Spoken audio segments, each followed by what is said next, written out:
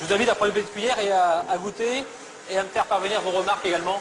Pourtant, quand arrive le moment de comparer leur glace et une autre sans additifs, ils vont pouvoir se montrer fiers du résultat. Laquelle vous préférez? Celle avec stabilisant. Celle avec stabilisant aussi. Oui, pareil. On dirait une vraie crème glacée. D'accord. Pour eux, il n'y a pas photo. Et pour le consommateur non plus. Mais que trouve-t-on exactement dans ces additifs qui permettent de fabriquer des produits light? Et sommes-nous suffisamment informés sur leur composition?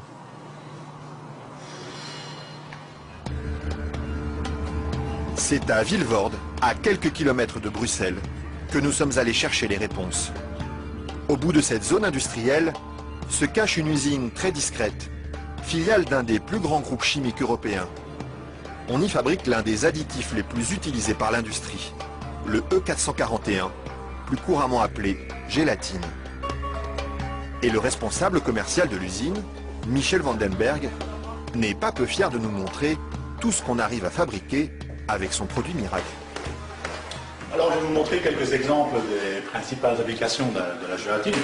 On a naturellement le secteur alimentaire qui est l'application la plus importante au niveau mondial.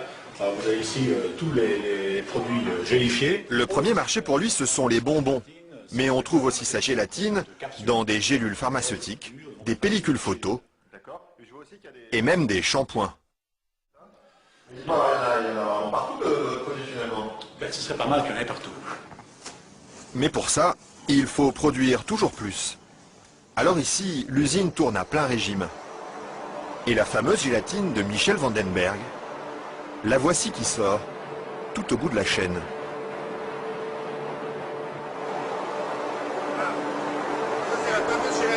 Ça, c'est la gélatine. Ce sont ces spaghettis qui collent aux doigts. Il faut à peu près 3 à 4 jours pour arriver jusqu'ici. De la préparation de la matière première jusqu'à le séchoir ici.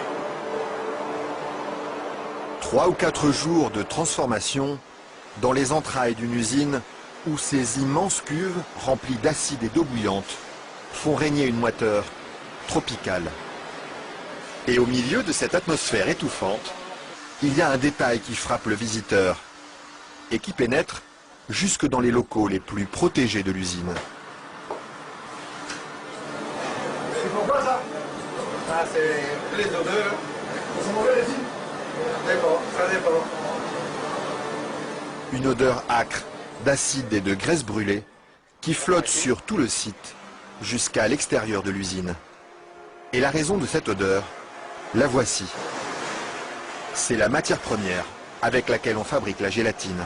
Ça, c'est la matière première. Nous traitons donc la couenne, la peau de porc. D'accord. De la peau de porc qui arrive par palettes entières dans son usine. Une matière première qui ne lui coûte presque rien et qu'il achète dans toute l'Europe. Ceci vient de Hongrie. Ça vient de Hongrie, d'accord. Voilà. Et tous les jours, près de 150 tonnes de couenne de porc attendent dans ce hangar d'être dévorées par un monstre d'acier au nom évocateur, Dinosaurus.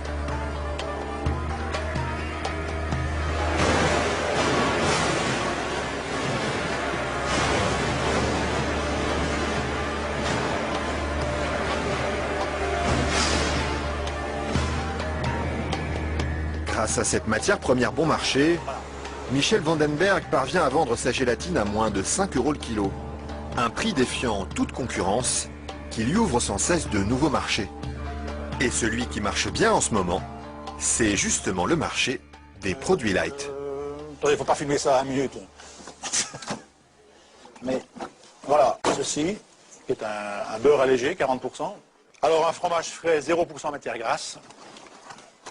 Et chez lui, on trouve même les plus grandes marques. En marque Danone, taille fine. Une mousse liégeoise de chez Auchan. Voilà, une mousse de la laitière.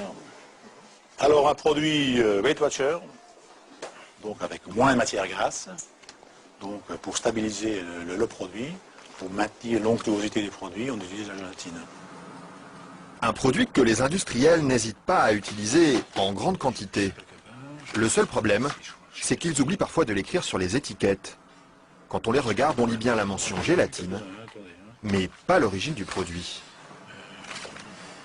Ils mettent gélatine, mais ils disent pas quelle est l'origine de la gélatine. Pourquoi? Ils assument pas que ce soit fait à partir de porc. C'est quoi le problème qu'ils ont avec ça? Non, mais je veux dire... Non, parce que c'est un sujet très sensible. Ouais. Parce qu'il y a quand même les minorités, les minorités musulmanes, juives et autres, qui éventuellement ont des problèmes avec ça. Et ce serait bien justement de leur dire... Ça, je ne voudrais pas que... Oui, je sais bien, mais je ne sais pas s'il faut mettre ça dans l'émission. Mais Oui. c'est vrai que, bon... Parce que du coup, ils savent pas si c'est du porc ou de la vache. Du coup, comment ils font pour consommer? C'est ça le problème, il faudrait peut-être leur dire. Une question qui laisse Michel Vandenberg sans voix et à laquelle aucune marque de l'agroalimentaire n'a souhaité répondre, malgré nos nombreuses sollicitations. À croire que la gélatine de porc est un sujet sur lequel il préfère rester discret.